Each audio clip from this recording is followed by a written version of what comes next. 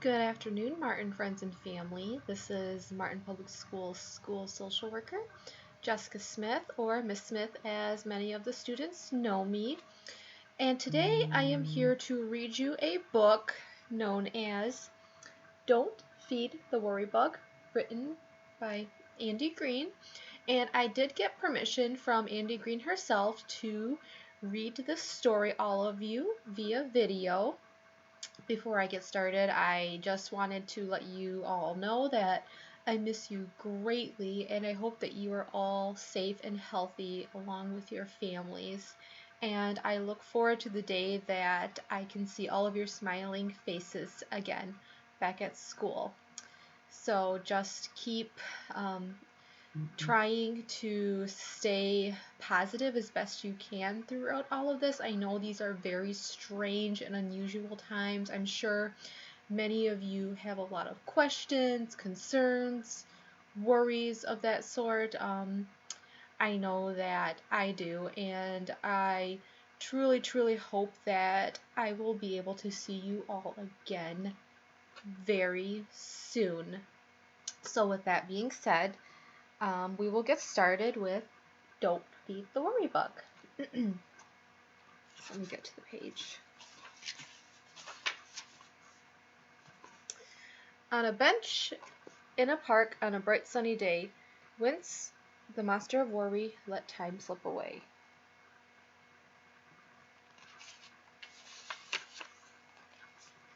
He looked at the clock. It was 2:15, when Wince started to think about all he must do. He had homework and laundry, and he needed clean pants. He must bake some cookies for the Worry-Woo dance. Then Wince started to wonder, did he leave the light on? Was his backside too poofy? Where had all his friends gone? And his worries kept growing till he heard a soft buzz that made goosebumps appear, for he knew what it was. Could it be? There was only one creature that made such a sound. Around monsters that worry, it could often be found. Some call it the worry bug, and this is for sure. If you feed it a worry, it will want more. It will always want more. Buzz, buzz, Wince heard as its noisy wings flapped. It flew up and down as he shooed and he clapped. It flittered and fluttered around Wince's ear. In the blink of an eye, more worries appeared. Make sure you all can see it.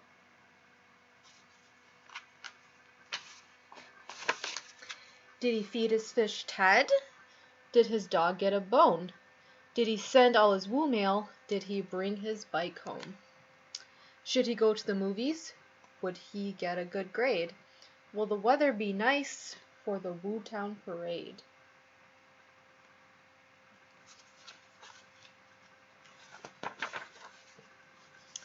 And with every worry that came Wince's way, the worry bug shouted, "Hip hip hooray!" For the more that Wince worried, the more the bug grew. It nibbled and munched on his worry-filled stew. Wince said to the worry bug, "Perhaps you should leave," he asked quite politely, and even used please. Yet the worry bug stayed, for the two of them knew that Wince would still worry. That's what he would do. As day turned to night, Wince got ready for bed. The worry bug yawned and laid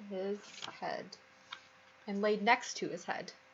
The bug laid next to him in bed. Pretty creepy.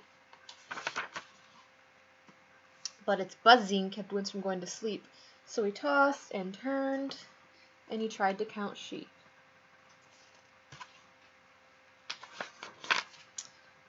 While thoughts of what if, could, maybe, and might made Wince worry more. He was worried all night. When morning arrived, Wince looked up and gasped. The worry bug had grown. It had happened so fast. It used to be tiny, an annoyance quite small. Now it covered his kitchen, the ceiling, and the wall. Yikes. Could you imagine just walking and seeing a bug that big? That would scare me a lot. The bug's belly gurgled, full of worries it was. No longer could Wince sweep it under the rug. Its buzzing went on, and Wince started to fret about all of the things that hadn't happened just yet.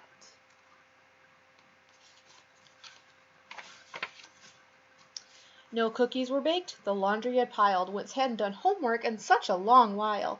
Enough! Wince exclaimed. There must be a way to get rid of a worry bug. It can no longer stay.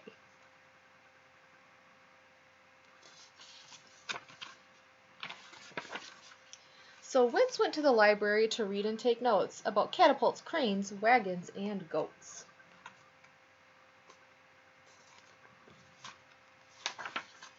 He plotted and mapped out a worry bug graph, then called in the experts, the worry bug staff.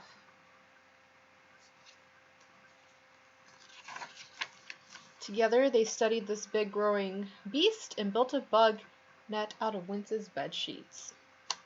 See? They're building a net out of bed sheets. They were having such fun, Wince was worried no more. See how happy he looks? And soon he was baking and doing his chores. But just when Wince thought his work was complete, the worry bug buzzed, "I need something to eat." Wince looked at the bug. It was once again small. For a while Wince had been busy. He hadn't worried at all. "You've ignored me all day," the tiny bug said. "You haven't been worried, so I haven't been fed." Ooh, he stopped worrying, and the bug stopped feeding off of his worries. Then the bug stomped its feet and buzzed all the more. Wince took a firm stand and showed it to the door.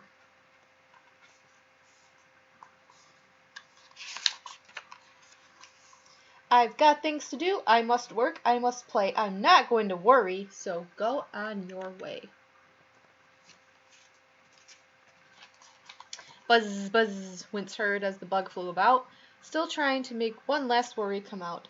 It flittered and fluttered around Wince's ear, yet Wince wouldn't give in, and it soon disappeared.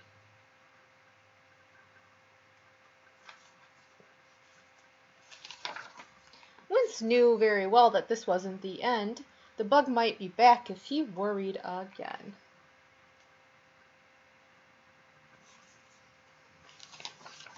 But Wince would be ready, should he hear that buzz buzz, to say no to the worry bug simply because.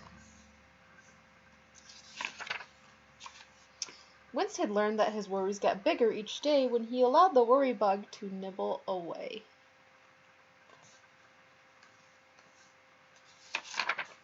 So to all of you worriers, Wince wants you to know, don't feed the worry bug or your worries will grow. See how he's pointing at the chart, how the bug got smaller, how the bug got smaller and then bigger when he kept feeding it its worries? The end.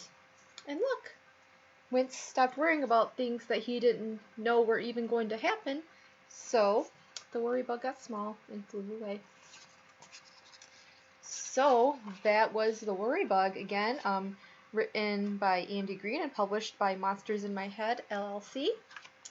Thank you again, Andi, for being so kind and generous for allowing me to read this to Martin's students and their families. Next week, I will plan to read another book, so I'm looking forward to doing that again. And I hope you all have a wonderful rest of your day. And again, stay safe and healthy. And just make sure that you guys take the time to do things that make you happy, because we are all in this very strange and uncertain time together. So, and I'm thinking about all of you, and I miss you all so much. And with that being said, I will be back next week to read another story. Have a great day. Bye bye.